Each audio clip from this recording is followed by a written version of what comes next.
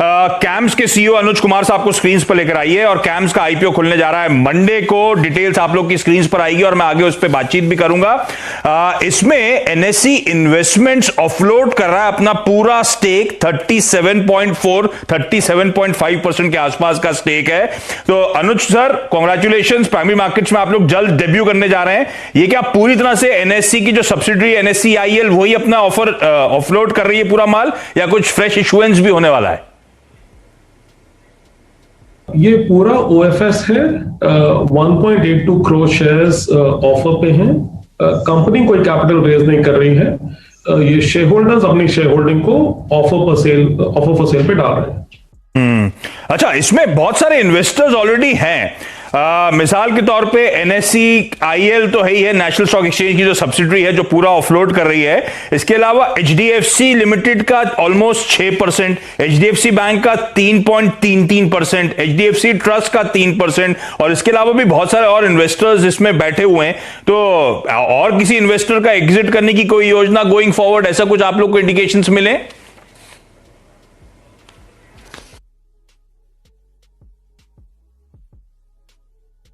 आप इसे ऐसा देखिए कि कंपनी 30 साल पुरानी कंपनी है। 1988 में शुरू हुई थी और 1995 से म्यूचुअल फंड आरटीए बिजनेस कर रही है और काफी टाइम से मार्केट लीडरशिप पोजीशन में है। पहली institutional share holding HDFC group की थी आज से 20 साल पहले, सन 2000 में, और उसके बाद एनएससी ने एनएससी इन्वेस्टमेंट्स के थ्रू इन्वेस्टमेंट किया 2013-14 में। और प्राइवेट इक्विटी प्लेयर्स आ चुके हैं। पहले एडवेंट कैपिटल आए थे काफी पहले, और फिर वॉबर्ट पिंकस रिसेंटली 2018 में आए।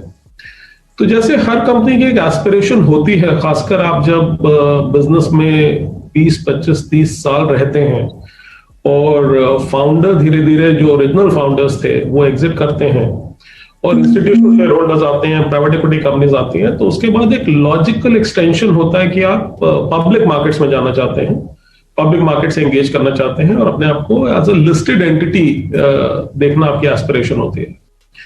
तो इस पूरी एक्सरसाइज को उस तरह से समझिए। जहां तक ऑफर का सवाल है, ये लार्जली एनएससी इन्वेस्टमेंट्स का ऑफर है। आपको ये भी पता होगा कि जब हमने फाइल किया था इसे तो 25% ऑफर फॉर सेल था, उसको एक्सपैंड करके 37.5 किया है।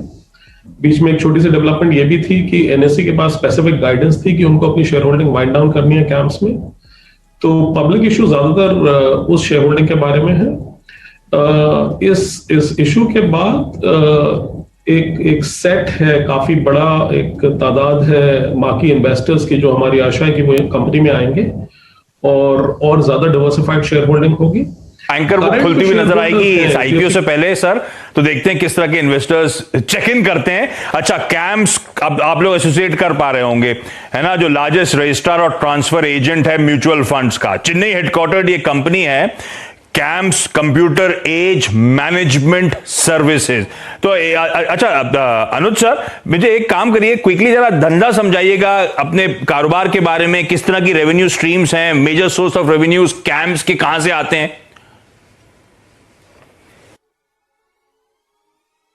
कैम्स का जो म्यूचुअल फंड आरटीआई बिजनेस है, ये हमारा सबसे बड़ा बिजनेस है। हमारे रेवेन्यूज का 87% इस एक एक्टिविटी के थ्रू आता है। इस काम में हमारा मार्केट शेयर, टोटल जो म्यूचुअल फंड एसेट्स की मार्केट है, जो बाजार है, वो करीब आप ऐसा समझिए 27-28 लाख करोड़ के एसेट्स हैं। उसमें से हमारा करीब 70% का मार्केट शेयर है। ये रिसर्च भी आपने देखी होगी और ये डेटा पढ़ रहे होंगे। तो वो करीब 19 लाख करोड़ से ऊपर का एक अमाउंट है, जो कि बड़ी एएमसीज के लिए हम, बड़ी छोटी मीडियम एएमसीज को हम सपोर्ट करते हैं। और उसमें हम क्या क्या काम करते हैं, आप ऐसा समझिए कि जिसे लायबिलिटी साइड ऑपरेशंस कहते हैं। मतलब जब एक इन्वेस्टर एक म्यूचुअल फंड में पैसे लेके आता है, उस इन्वेस्टर का एक अकाउंट खुलता है, उनका केवाईसी प्रोसेस है वो एग्जीक्यूट होता है, उनका ट्रांजैक्शन एग्जीक्यूट होना होता है, एक पेमेंट एंड सेटलमेंट वर्क होता है कि उनकी पेमेंट्स आ गई हैं, सही पेमेंट सही ट्रांजैक्शन के साथ अप्लाई कर दी गई हैं। पूरी एक रिकॉर्ड कीपिंग होती है पूरी जिंदगी के लिए, सारे फिजिकल और सारे इलेक्ट्रॉनिक रिकॉर्ड्स, चाहे वो एक फॉर्म हो, एक इमेज हो, एक चेक हो, यहां तक कि एक ईमेल या एसएमएस हो और उसका लॉग कि वो डिलीवर हुआ कि नहीं, क्योंकि एक छोटी सी एविडेंस किसी भी डिस्प्यूट में या किसी भी मैटर में बहुत इंपॉर्टेंट होती है। तो ये सारा काम जो collection of duties and taxes है, जैसे डिविडेंड डिस्ट्रीब्यूशन टैक्स है या जीएसटी है, वो सारा काम, सारा प्रोसेस मैनेजमेंट, कंप्लायंस की पूरी डिलीवरी, रिस्क मैनेजमेंट जिसे कहते हैं, fraud alerts, anti money laundering, उस तरह का काम। ओके तो अच्छा, मैं एनएससी इन्वेस्टमेंट्स अपना पूरा ऑफलोड कर रहा है स्टेक कैंप्स में, लेकिन इस कंपनी के सबसे बड़े इन्वेस्टर और प्रमोटर जो है वो ग्रेट टेरेन है। अब ग्रेट टेरेन क्या है? होली ओन्ड है हार्मनी रिवर इन्वेस्टमेंट्स द्वारा, और हार्मनी रिवर इन्वेस्टमेंट्स दरअसल यूएस बेस्ड वारबर्ग पिंकस का इन्वेस्टमेंट आर्म है। तो वारबर्ग पिंकस दरअसल इस कंपनी कैंप्स के प्रमोटर्स हैं। अच्छा, एक इश्यू है कुमार सर, ये जो क्लाइंट कंसंट्रेशन का रिस्क है, कंपनी बहुत चुनिंदा क्लाइंट से लार्जली अपना सारा रेवेन्यू मोबिलाइज करती है, और कई लोग मानते हैं वो एक दिक्कत की बात है। तो आप इसे इस तरह से देखिए कि अगर आप म्यूचुअल फंड्स का बिजनेस देखें, आरएनटी का नहीं, सिर्फ म्यूचुअल फंड्स का बिजनेस, तो वो काफी कॉन्सेंट्रेटेड बिजनेस खुद है। और जो बड़े म्यूचुअल फंड्स हैं, करीब अगर आप टॉप 10 देखेंगे, तो हालांकि 41 म्यूचुअल फंड्स बाजार में काम करते हैं, पर इसमें से 9 से 10 जो बड़े वाले हैं, एसेट्स का कॉन्सेंट्रेशन ज्यादातर उनके पास है। इनमें से काफी म्यूचुअल फंड्स हमारे साथ काम करते हैं, और वो ओवर अ पीरियड हमारे साथ काम करते आ रहे हैं, और उन्होंने काफी अच्छा ग्रो किया है। अगर आप मार्केट में जैसे कंपाउंडेड ग्रोथ रेट देखें, तो हमारे म्यूचुअल फंड्स की ग्रोथ रेट आपको काफी अच्छी दिखाई देगी। तो हाँ, certainly concentration mutual fund market में है, म्यूचुअल फंड आरएनटी मार्केट में भी है, बट इसका दूसरा एस्पेक्ट ये है कि क्लाइंट्स की स्टिकीनेस बहुत ज्यादा है इस मार्केट में। नॉर्मली हमारे भी क्लाइंट्स और हमारे जो कंपेटिटर पूरी इंडस्ट्री में क्लाइंट्स है, वो नॉर्मली एक आरएनटी के साथ साइन करके करीब करीब पूरी लाइफ टाइम उनके साथ ही रहते हैं। तो सर्टनली कॉन्सेंट्रेशन जरूर है, पर इसको हम एज अ रिस्क इवेंट नहीं देखते। हाँ, ठीक बात। चलिए अनुज सर, बहुत बहुत धन्यवाद वक्त निकालने के लिए आज, और बेस्ट विशेष आपकी मंडे से जो ऑफरिंग खुल रही है उसके लिए। तो हम लोग बहुत क्लोजली उसे वॉच आउट करेंगे। एक काम कर रहा हूं, ब्रेक ले रहा हूं। इंडिया के नंबर 1 ब्रोकर जीरोधा के साथ जुड़िए, जहां पर आपका ब्रोकरेज कुछ भी नहीं लगेगा। ब्रोकरेज लगेगा तो सिर्फ इंट्राडे ट्रेड में, वह भी सिर्फ 20 रुपए। तो दोस्तों, अकाउंट ओपनिंग की लिंक डिस्क्रिप्शन में है, जाइए लिंक पर क्लिक करके जीरोधा में अकाउंट ओपन कराएं। जी सर, अब सबको इंतजार बेसब्री से है, क्योंकि किसी को ये हैप्पीएस्ट माइंड का तो लगा ही नहीं। आपके कितने क्लाइंट्स को लगा ये भी बताइएगा, बाकी जिनको लगा है वही इंतजार कर रहे होंगे कल लिस्टिंग का। अब कैंप्स की बारी आ रही है मंडे से सर। अच्छा, एक बात बता दूं आपको, कैंप्स जो लिस्ट होनी है वो बीएसई पे जाके लिस्ट होगी, और 1229 से 1230 है इसका प्राइस बैंड। अग्रवाल सर, धंधा कैसा लगता है, फंडामेंटली कैसी है, और ये जिस भाव पे आ रही है सही है क्या? लगाना है, सब्सक्राइब करना है क्या?